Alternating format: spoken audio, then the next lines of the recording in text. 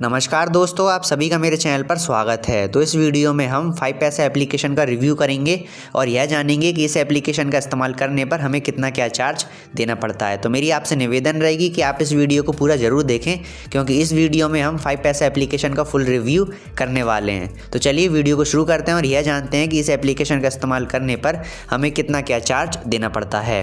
तो सबसे पहले हम बात करते हैं कि यह एप्लीकेशन कब लॉन्च हुई थी। तो जो 5 पैसा एप्लीकेशन है, इसकी शुरुआत 2016 में हुई थी।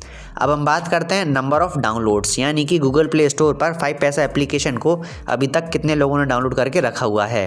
तो इस एप्लीकेशन को अभी तक 1 करोड़ से भी ज़्यादा लोगों ने डाउनलोड करके रखा हुआ है और गूगल प्ले स्टोर पर इस एप्लीकेशन को अभी तक 4.3 की रेटिंग दे रखी है, जो कि काफ़ी अच्छी मानी जाती है। अब हम बात करते हैं अकाउंट ओपनिंग चार्जेस के बारे में, यानी कि 5 पैसा एप्लीकेशन के अंदर आपको अकाउंट ओपन करने पर कितना क्या चार्ज देना पड़ेगा। तो यहाँ पर जो अकाउंट ओपनिंग चार्जेस हैं वो बिल्कुल जीरो हैं। यहाँ पर आपको 1 भी रुपये चार्ज नहीं देना पड़ेगा 5 पैसा एप्लीकेशन के अंदर अकाउंट ओपन करने पर। अब हम बात करते हैं अकाउंट मेंटेनेंस चार्जेस के बारे में। तो यहाँ पर आपको कितना अकाउंट मेंटेनेंस चार्ज देना पड़ेगा। तो यहाँ पर जो 5 पैसा एप्लीकेशन है, इसके अंदर आप देख सकते हैं, अगर जो आपकी होल्डिंग्स है वो अगर 4 लाख से कम है तो यहाँ पर आपको 1 भी रुपया अकाउंट मेंटेनेंस चार्ज के रूप में नहीं देना पड़ेगा। अगर आपकी जो होल्डिंग्स हैं वो 4 लाख से लेकर 10 लाख के बीच में हैं तो यहाँ पर आपको 8 रुपये प्लस 18% GST हर महीने देने पड़ेंगे। अगर आपकी होल्डिंग्स 10 लाख से ज़्यादा हैं तो इस कंडीशन में आपको 25 रुपये प्लस 18% GST हर महीने देने पड़ेंगे। अब यहाँ पर होल्डिंग्स का मतलब यह है कि जिस भी कंपनी के आपने शेयर खरीदे हैं उन कंपनियों के शेयर की जो वैल्यू है वो 4 लाख से कम है या फिर 4 लाख से ज़्यादा है या फिर 10 लाख से ज़्यादा है, इसका होल्डिंग्स का मतलब होता है। यानी कि जो आपने शेयर खरीदे हैं उनकी वैल्यू क्या है प्रेजेंट में, उन्हें होल्डिंग्स बोला जाता है। तो मुझे उम्मीद है कि यहाँ पर आपको अकाउंट मेंटेनेंस चार्ज के बारे में समझ में आ गया होगा। अब हम बात करते हैं ब्रोकरेज ऑन डिलीवरी, यानी कि अगर आप किसी भी कंपनी के शेयर को खरीदेंगे और बेचेंगे तो उस कंडीशन में आपको कितना क्या चार्ज देना पड़ेगा। तो यहाँ पर ब्रोकरेज ऑन डिलीवरी 20 रुपये पर ऑर्डर है।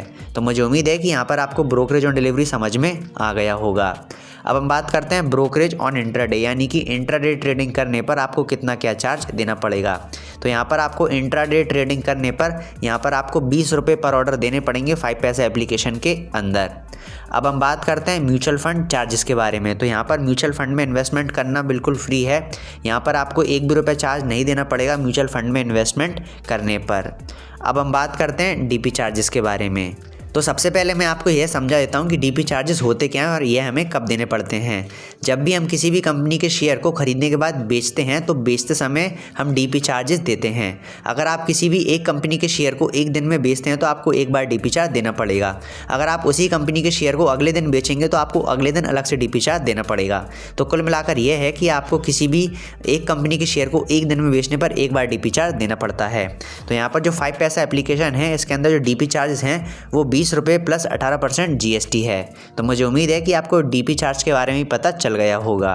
अब यहाँ पर हम बात करते हैं ऑप्शन ट्रेडिंग चार्जेस के बारे में। तो यहाँ पर आप देख सकते हैं 5 पैसा एप्लीकेशन के अंदर आपको ऑप्शन ट्रेडिंग करने पर 20 रुपये पर ऑर्डर देना पड़ेगा।